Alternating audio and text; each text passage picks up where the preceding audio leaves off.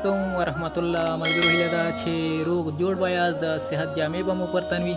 ملګرو راځم د پیکسلاب اتمه ویډیو درته کوم. په دې ویډیو کې به د پیکسلاب پاتې اپشن تشریح کړم. نو راځم د پیکسلاب اپلیکیشن اوپن کوم. کله مې چې اپلیکیشن اوپن کړو دا ټیکس چینجوم یو بل څه ورته لیکم.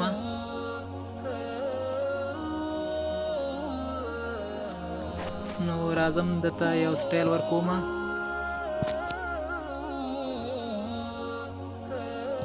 دا سټایل مې ورکړ ملګرو. سټروک هم ورکې ورته.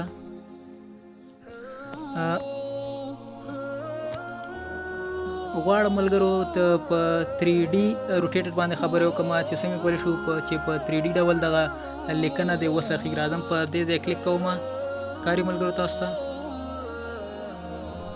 یا داسې یا دا لاندې اپشن ته راشي ملګرو. په دې ډول کاري دته هغه 3D روټیټر یا 3D شکل باندې سرخول ویل کېږي. نو که دا اوکې کړئ لکه همداسې سټایل باندې به ستاسو لیکنه تاوه شي. نو اوس دته اړتیا نشته. راځم 3D ټیکس ایډیټ څنګه کېږي په پیکسلاب کې. راځم په دې ځای کلیک کوم چې دا 3D ټیکسونه به تاسو لیدلي ملګرو چې داسې پراخ کونجونه له ځان سره لري. تر شا یو غټه سایه ښکارېږي. نو راځم په 3D ټیکس باندې کلیک کوم. دا انیبل کې ملګرو ښکاري تاسو ته زموږ شکل 3D بڼه ځان ته غوره کړه. نو لږ دا اضافه کې ملګرو داسې که داسې هم خوښ نه وي نو راشئ په د بله برخه باندې کلیک وکړئ ملګرو. تاسې ښکاري چې دا ډول چې په کومه اندازه درته خپله لیکنه ښه ښکاري په هماغه اندازه به ورته دا دغه ورکړئ. له دې ځای کولی شئ ملګرو چې د شاته رنګ کې تغیرات راولئ. له دې ځای کولی شئ چې دغه د 3D کوم سایډونه دا سیرو چې کوم طرف ته تللي له دی تبدیل کړئ. کاري ملګرو چې په کومه ځای کې درته ښه ښکاري. مثلا له دې سایډه ښه ښکاري، له دې سایډه کې که له دې سایډه ښکاري، له دې سایډه یا له دې ځایه یا له بره طرف نه.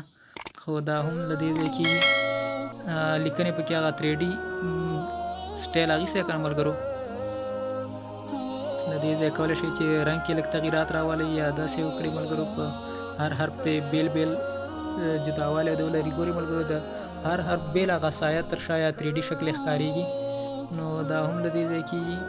له دې ځای هم کولی شئ چې رنګ کې لږ تغیرات راشي.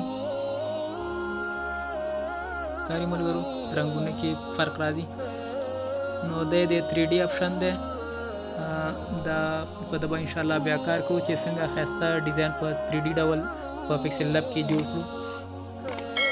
بل ملګرو 3D شډو ده، یعنې د 3D لیکنې هغه سیوری ورکول. په ده کلیک وکړئ دا انیبل کوي.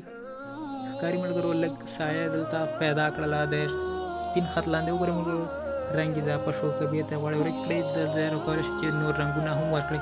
خو تور رنګ به ورته صحیح وي. دا اوکې کړئ سایه به معلومه شي.